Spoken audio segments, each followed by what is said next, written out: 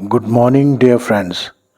मैं father Yunus Riaz Islamabad Rawalpindi diocese मरिया खिल पैरिश 17 ML से मुखातिब हूँ। मेरे अज़ीज़ों, आपको अच्छी तरह याद होगा कि इतवार के दिन अमाउस नबी मुआशरती बुराइयों की निशानदही करता है और वो लोग जो मुआशरे की बदहाली और नाइंसाफ़ी का ज़रिया बनते हैं उनको बताया जाता है कि खुदावंद ने याकूब के फ़ख्र की कसम खाई है कि मैं उनके हर कामों में से किसी को भी ना भूलूंगा।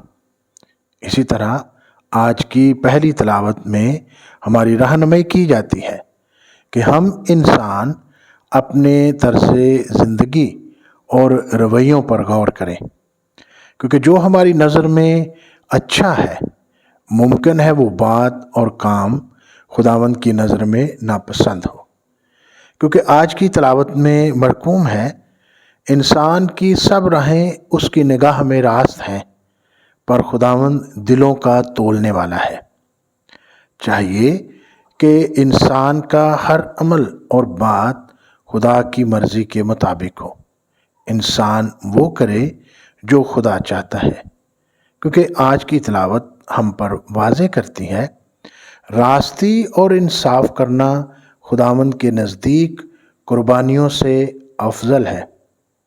कुछ इसी तरह होशिया नबी के सहीफ़ा में भी लिखा है कि मैं कुर्बानी नहीं बल्कि रहम पसंद करता हूँ। इसलिए खुदावंद खुदा फरमाता है कि मेरे हुक्मों को मान और उन पर अमल कर, शरारत को तर्क करो और मेरी तरफ रजू लाओ ताकि मैं तुम्हें बरकत दूँ।